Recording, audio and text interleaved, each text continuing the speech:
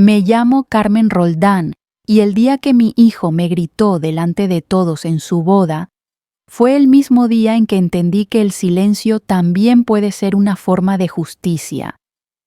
Aún recuerdo el eco de su voz rebotando entre las paredes de la finca, las copas detenidas a medio brindar, los ojos clavados en mí, como si yo fuera una invitada equivocada.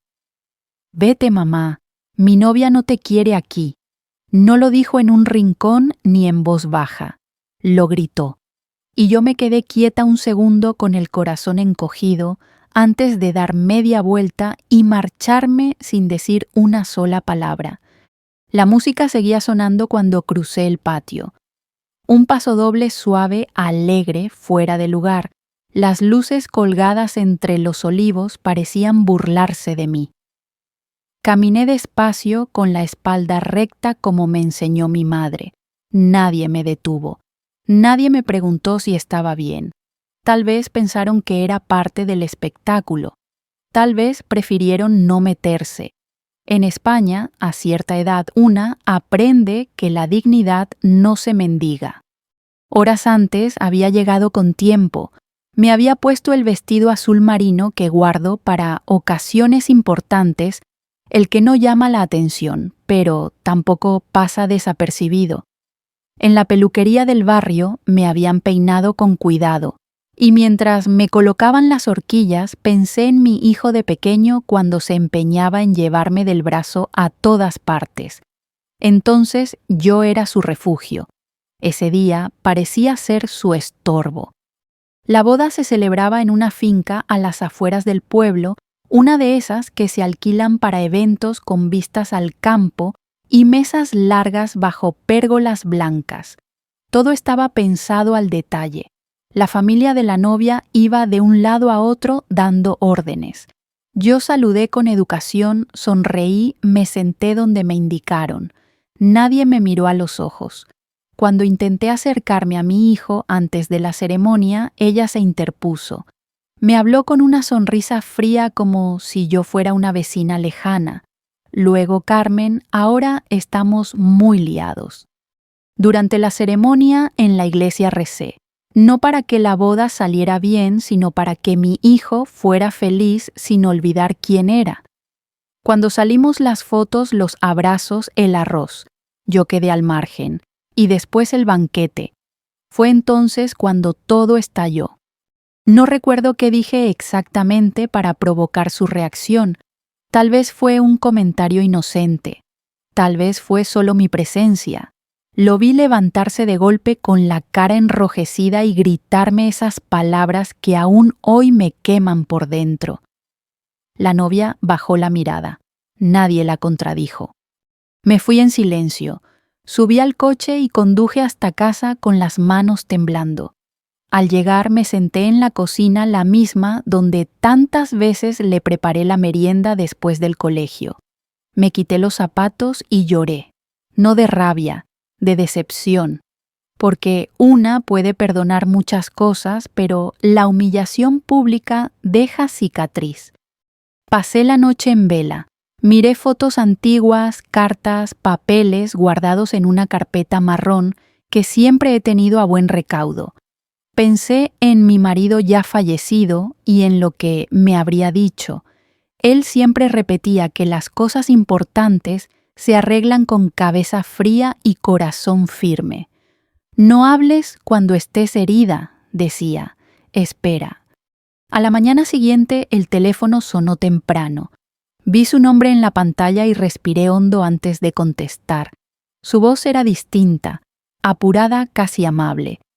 Mamá, necesito las llaves de la hacienda, así sin más, ni una disculpa, ni una pregunta. Las llaves, como si fueran suyas, como si la tierra, la casa, los años no significaran nada.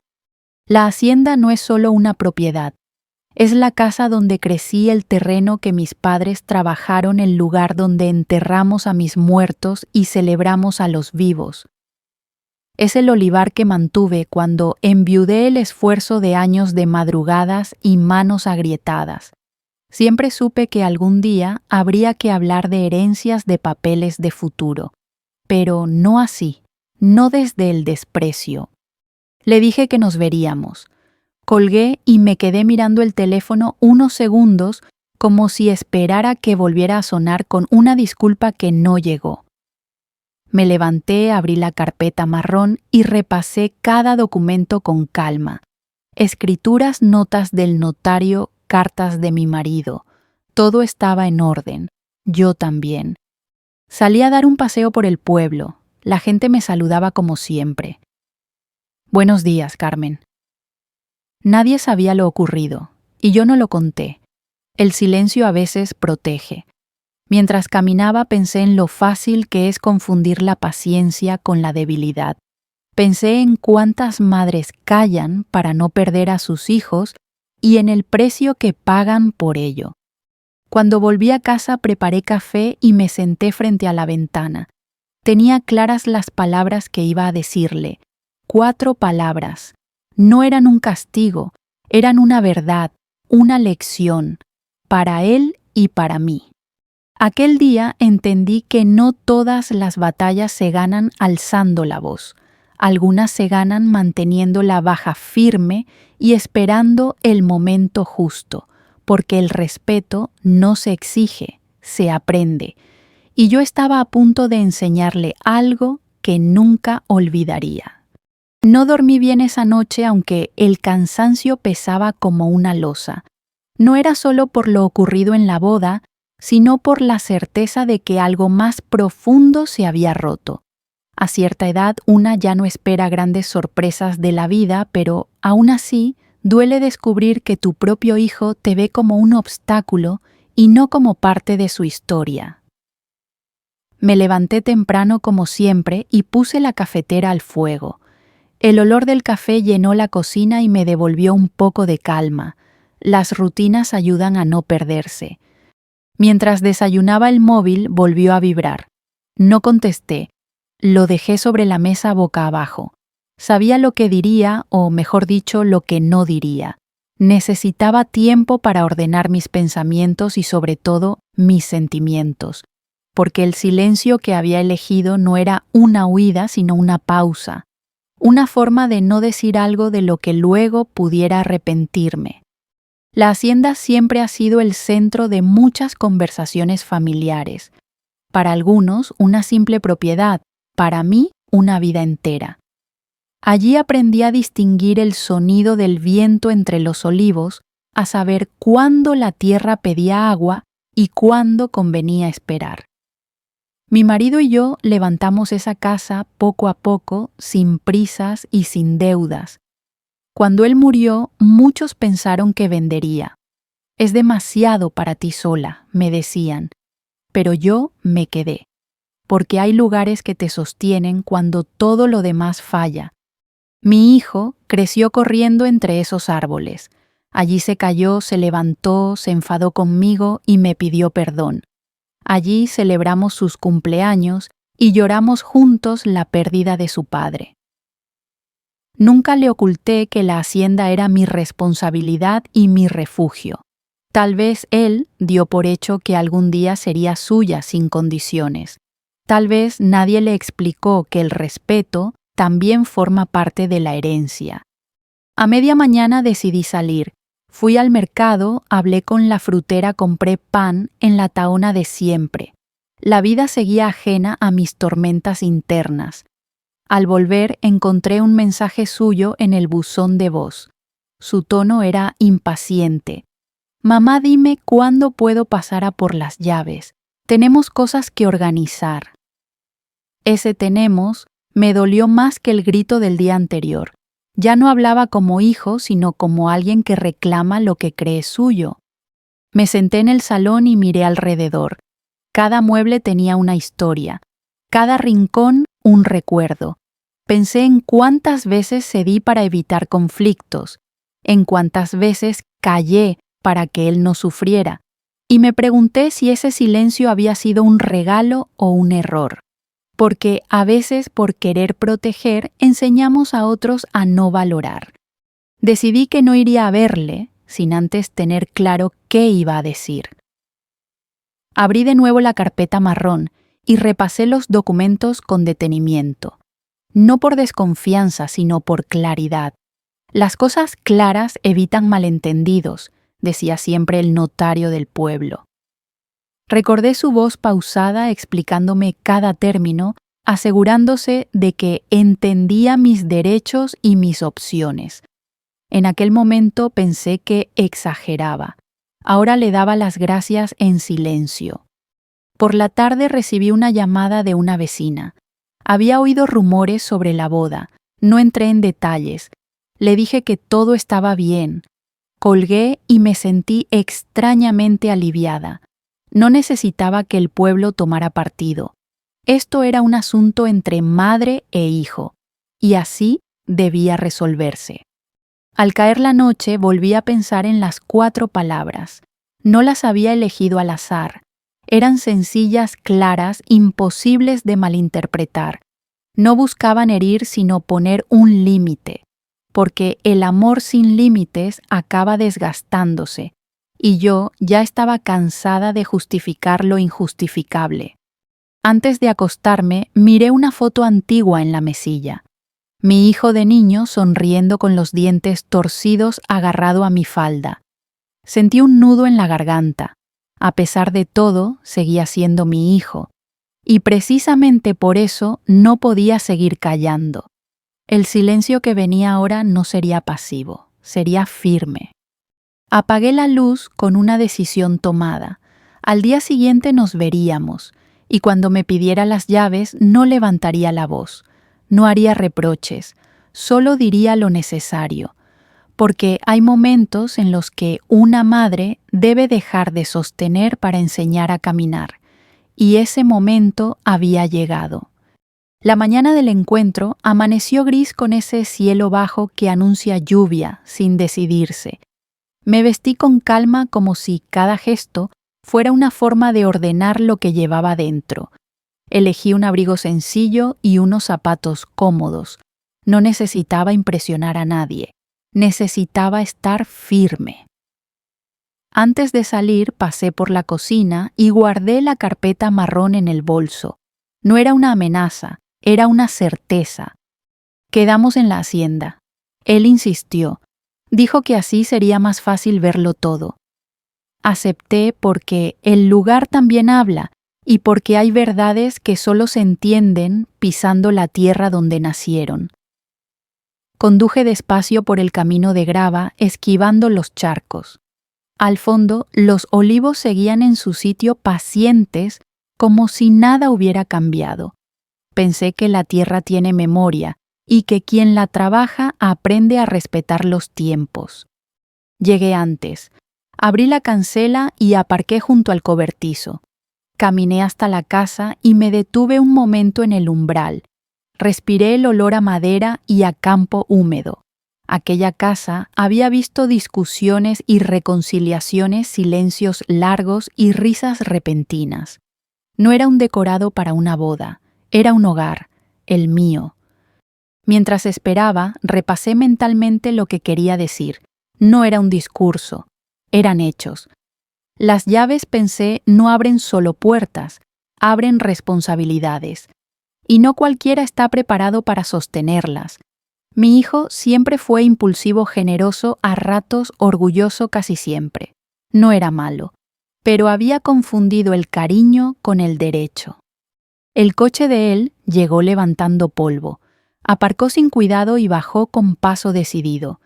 Traía esa seguridad impostada que se pone cuando uno cree tener razón. Me saludó con un beso rápido sin mirarme a los ojos. Empezó a hablar de planes de reformas, de visitas, de nuestro futuro. Lo dejé hablar. Aprendí hace tiempo que interrumpir solo aviva los malentendidos. Caminamos por la finca. Señaló los olivos como si los hubiera contado él. Comentó que la casa necesitaba modernizarse. Yo asentía sin comprometerme. En un momento dado se detuvo y me pidió las llaves. Extendió la mano. Fue un gesto pequeño, pero cargado de significado. Ahí estaba todo: la prisa, la certeza, la falta de cuidado. Le pedí que se sentara conmigo en el banco de piedra junto a la parra. Se sorprendió.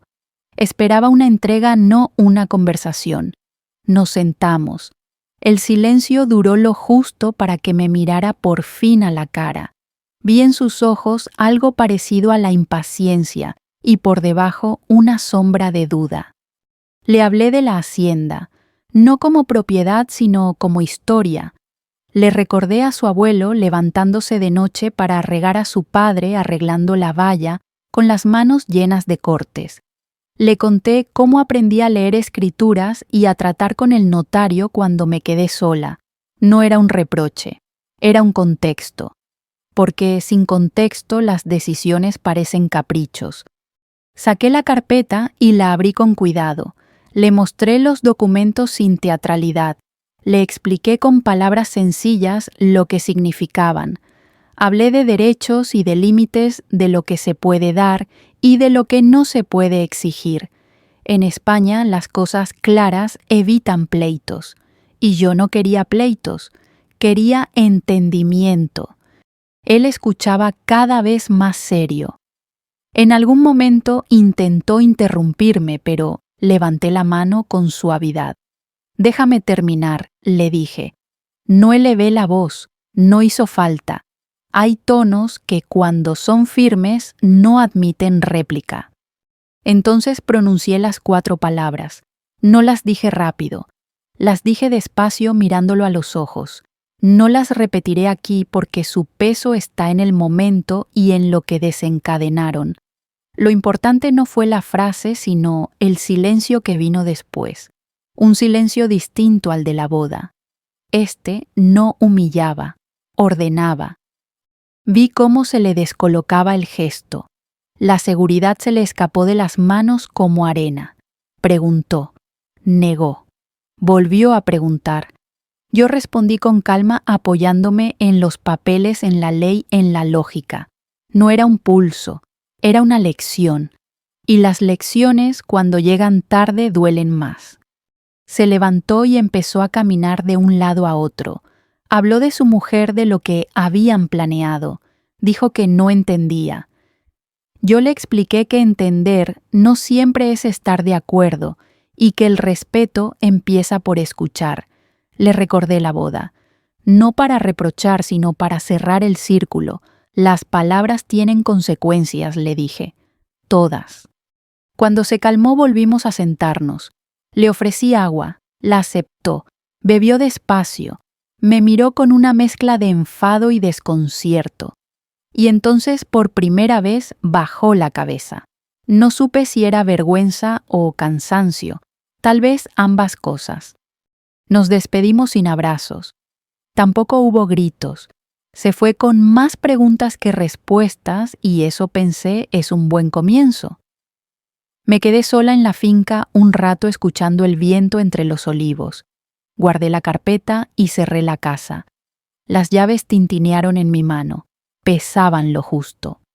De regreso entendí que había abierto una puerta más importante que la de la hacienda, la de los límites, y que aunque el camino hacia la reconciliación sería largo, ya no estaba dispuesta a caminarlo a cualquier precio, porque amar también es enseñar a respetar. La noche después del encuentro fue larga, no porque dudara de lo que había hecho, sino porque las verdades cuando se dicen siguen resonando en la cabeza. Me acosté tarde y me levanté temprano como si el cuerpo supiera que quedaba camino por recorrer. Preparé café y me senté a la mesa sin encender la radio. Necesitaba silencio, ese silencio limpio, que no es huida sino espacio para pensar. Sabía que las 4 palabras no iban a quedarse ahí. Habían caído como una piedra en un estanque quieto y las ondas acabarían llegando a la orilla. No me llamaron ese día, tampoco al siguiente. Pensé que quizá estaba asimilando o quizá buscando la manera de contradecir lo que había oído. No me inquieté, hay tiempos que no se fuerzan. Al tercer día apareció por la tarde. No avisó. Llamó al timbre y esperó. Le abrí sin prisa. Su expresión era distinta, menos altiva, más cerrada. Entró y se sentó en el salón mirando alrededor como si lo viera por primera vez. Noté que evitaba mis ojos. Me senté frente a él y esperé. Aprendí que quien tiene algo que decir lo dice cuando se siente preparado.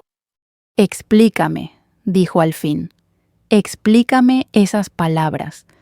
No levanté la voz, no sonreí. Le pedí tiempo para terminar de escucharme.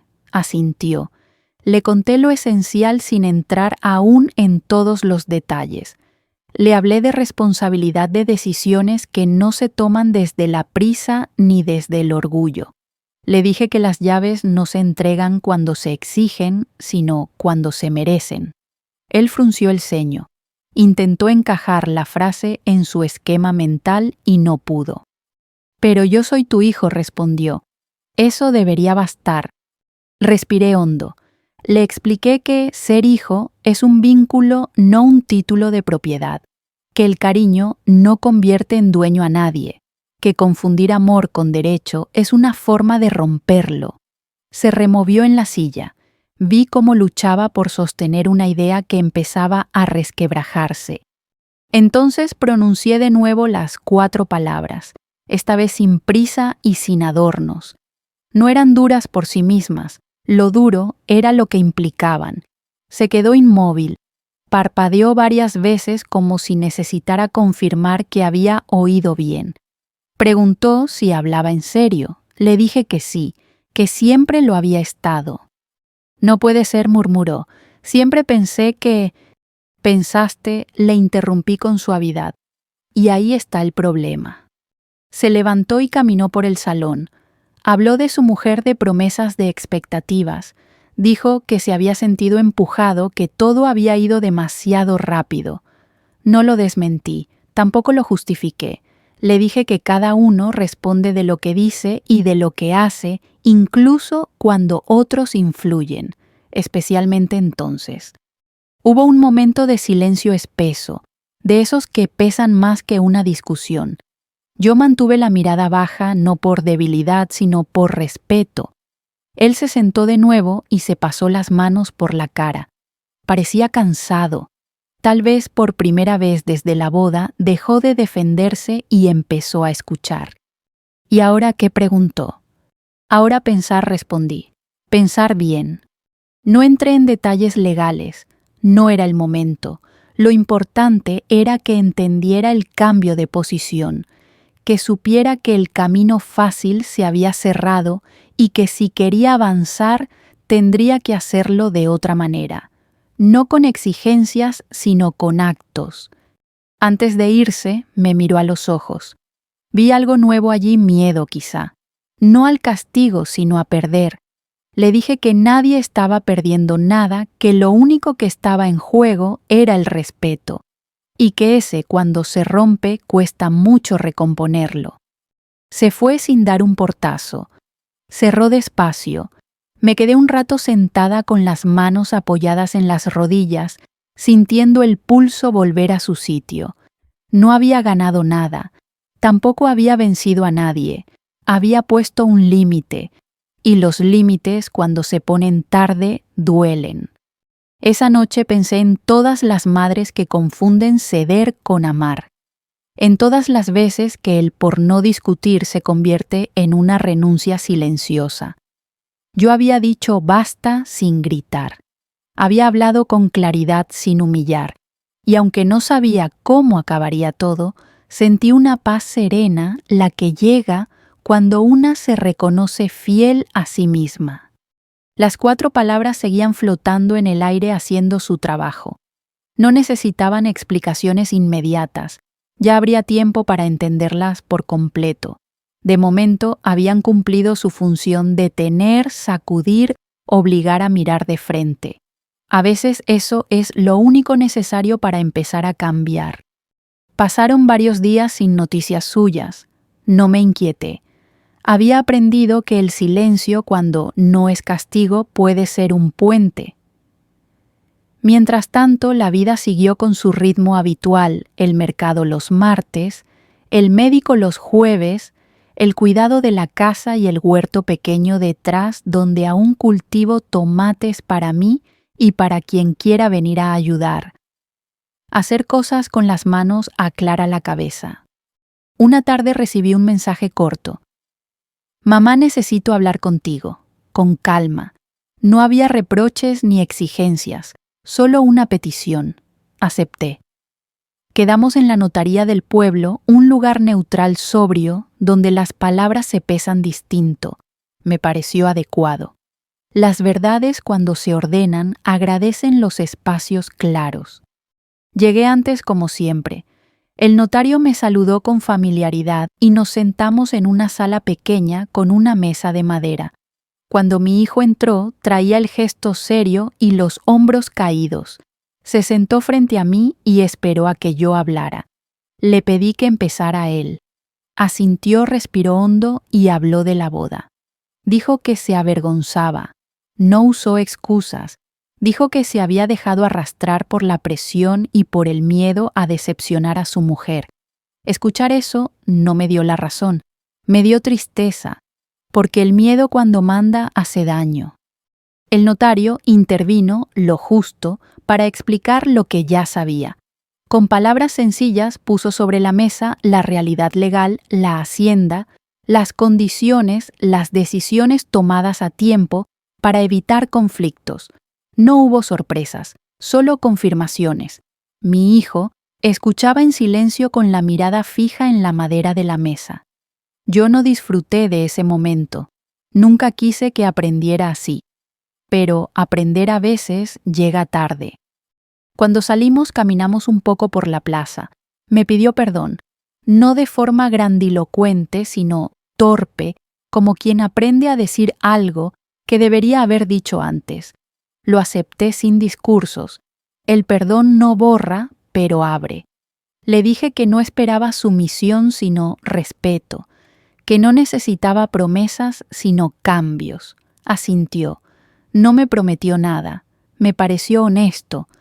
Esa misma semana conocí a su mujer de otra manera. Vino conmigo a la hacienda, sin mi hijo. Me pidió hablar. La recibí con educación. Caminamos entre los olivos y me habló de su familia, de sus miedos, de lo que imaginó que sería su vida. Me dijo que se sintió desplazada, que pensó que yo quería controlar. La escuché. Le dije que el control no es cuidado y que el cuidado no se impone. Le expliqué lo que significaba ese lugar para mí. No intenté convencerla, solo mostrarle un mapa distinto al que había trazado. Hubo un momento incómodo inevitable. Me preguntó por las llaves. Le respondí con claridad. Las llaves no se piden como un derecho, se ofrecen como un acuerdo. Me miró sorprendida. No se enfadó. Creo que entendió que el problema no era la propiedad, sino la forma. Nos despedimos con un apretón de manos. No fue un abrazo, fue un comienzo. Con el paso de los días las cosas se recolocaron. Mi hijo empezó a venir a ayudar a la finca sin pedir nada a cambio. Podó, limpió, escuchó. Hablamos de su padre, de errores, de cómo se aprende a ser adulto cuando alguien te deja caer sin soltarte del todo. No le entregué las llaves, le entregué tiempo, y eso a veces pesa más. La verdad salió a la luz sin gritos ni escenas. Las 4 palabras habían marcado el límite. Los actos lo estaban reconstruyendo. Aprendí que no hay victoria en humillar ni justicia en vengarse. La verdadera fuerza está en sostener la coherencia cuando el otro duda, y en permitir que el arrepentimiento tenga espacio para convertirse en cambio.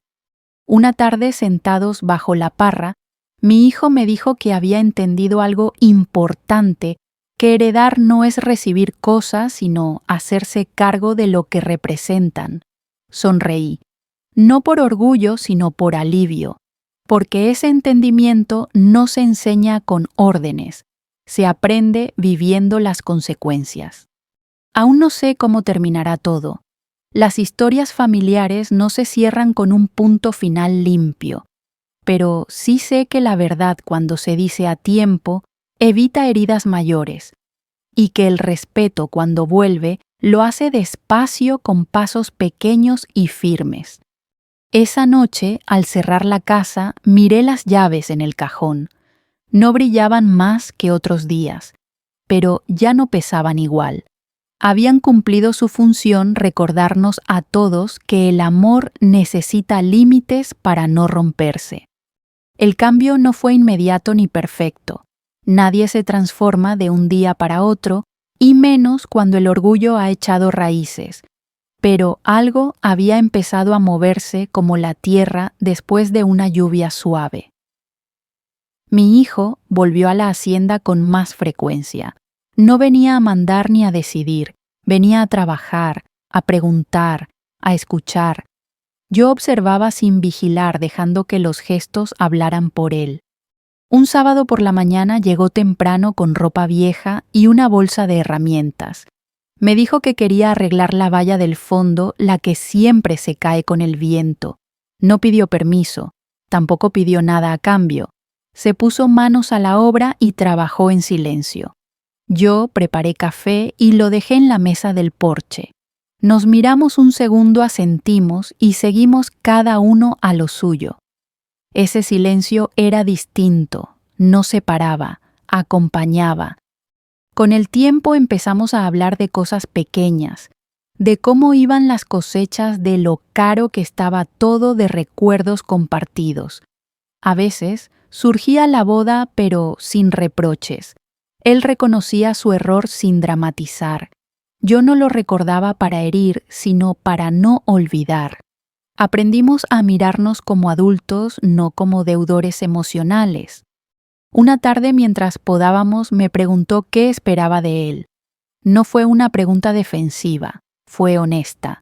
Le dije que esperaba respeto en público y en privado, que esperaba cuidado en las palabras y que esperaba que entendiera que mi vida no giraba en torno a la suya. Se quedó pensativo. Me dijo que nunca lo había visto así. Le respondí que nadie nace sabiendo poner límites, pero todos podemos aprender. Hablamos también de su mujer, de cómo se sentía, de lo que le costaba encajar. Le dije que el matrimonio no consiste en elegir un bando, sino en aprender a tejer puentes, que proteger a alguien no implica humillar a otro. Asintió. Dijo que estaba intentando hacerlo mejor. No me pidió que mediara. Me pareció una buena señal. Hubo un momento importante que no fue evidente. Un día en una comida familiar alguien hizo un comentario fuera de lugar sobre mí. Antes de que yo respondiera, mi hijo intervino con calma y puso freno. No levantó la voz, no discutió. Simplemente marcó el límite. Sentí algo parecido a un nudo deshaciéndose. No era una victoria, era un ciclo que empezaba a romperse. Yo también cambié. Dejé de anticiparme a sus necesidades, dejé de explicar de más, dejé de cargar con lo que no me correspondía. Aprendí que ayudar no es sustituir y que amar no es desaparecer. Esa claridad me devolvió una ligereza que no sabía que había perdido. Un día me pidió volver a hablar de la hacienda. Esta vez no pidió llaves. Preguntó qué podía hacer para ganarse mi confianza. Le respondí que la confianza no se negocia, se construye. Que siguiera como estaba con constancia y respeto y que el tiempo diría. No insistió, agradeció la honestidad. Empezamos a compartir decisiones pequeñas, nada definitivo, nada simbólico, cosas prácticas, y eso fue suficiente, porque las grandes reconciliaciones no suelen llegar con gestos grandilocuentes, sino con hábitos nuevos que se repiten. Mirando atrás, entendí que las 4 palabras no habían sido un castigo, sino un corte limpio para evitar una herida mayor. Habían detenido una inercia peligrosa y abierto un espacio para que cada uno asumiera su parte. La mía fue aprender a sostener el límite sin endurecer el corazón, la suya aprender a respetar sin sentirse atacado. Una tarde al despedirse me dio un abrazo largo. No fue una disculpa, fue un reconocimiento. Me dijo que estaba orgulloso de mí. Sonreí no por necesidad sino por paz. porque el orgullo verdadero no se exige, llega cuando se hace lo correcto. A veces romper un ciclo no significa alejarse para siempre, sino volver de otra manera, más consciente, más humilde. Y aunque el camino hacia la reconciliación completa aún no estaba terminado, ya caminábamos en la misma dirección. El final no llegó con una entrega solemne de llaves ni con una promesa grandilocuente. Llegó como llegan las cosas que de verdad importan, despacio, sin ruido, con acuerdos claros y gestos sostenidos. Una mañana, mi hijo me pidió sentarnos a hablar bajo la parra. Traía un cuaderno. No era para pedir, era para proponer. Me habló de cómo veía el futuro de su deseo de cuidar la hacienda sin apropiársela de respetar mis tiempos y mis decisiones. Me escuchó cuando le dije que aún no estaba lista para cambiar nada esencial. Asintió. Y esa vez el asentimiento fue suficiente. Decidimos algo sencillo: responsabilidades compartidas, límites escritos, revisiones periódicas con el notario. Nada improvisado, nada impuesto. Las llaves siguieron en mi cajón, pero abrimos otras puertas: la del diálogo, la del trabajo conjunto, la de la paciencia. Comprendí que no necesitaba entregar símbolos para confirmar afectos. Los afectos se confirmaban solos con constancia. La relación con su mujer también encontró un lugar más honesto. No fuimos íntimas ni hacía falta.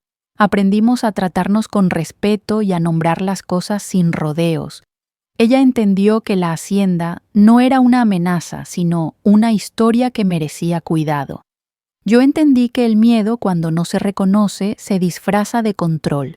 Nos dimos espacio, y el espacio bien usado cura. Hubo un día en que mi hijo trajo a unos amigos para ayudar con la poda.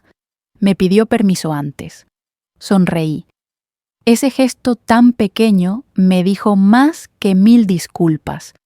Me di cuenta de que la educación emocional también se hereda, pero no por sangre, sino por ejemplo. Y ese ejemplo no se grita, se vive.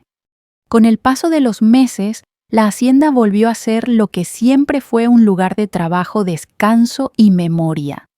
Las decisiones importantes se tomaban con calma. Las conversaciones difíciles se afrontaban sin levantar la voz. Yo aprendí a no adelantarme. Él aprendió a no exigir. Nos equivocamos a veces. Volvimos a hablar, volvimos a ajustar. Así es la reconciliación real, imperfecta pero sincera. Un atardecer, mientras cerrábamos la cancela, me miró y me dijo que entendía por fin aquellas 4 palabras. No me pidió que se las repitiera, no hizo falta. Las había traducido en actos, y su traducción era mejor que cualquier frase.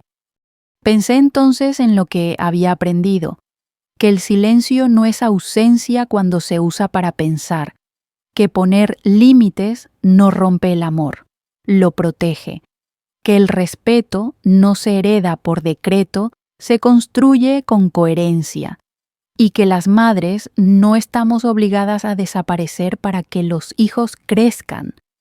A veces crecer consiste en aprender a mirarnos de igual a igual. Si esta historia te ha acompañado hasta aquí, quizá te haya recordado algo propio, una conversación pendiente, un límite necesario, una palabra que aún no te has permitido decir. Ojalá te sirva para elegir el momento y el tono, para hablar sin herir, para callar sin ceder lo esencial, porque la dignidad también educa. Si te has sentido reflejado o reflejada, te invito a compartir esta historia con alguien que la necesite, a comentar lo que te ha despertado, a suscribirte si quieres seguir escuchando relatos que buscan sanar sin negar el dolor, reconciliar, sin borrar la verdad y enseñar que el amor, cuando es firme, puede cambiarlo todo.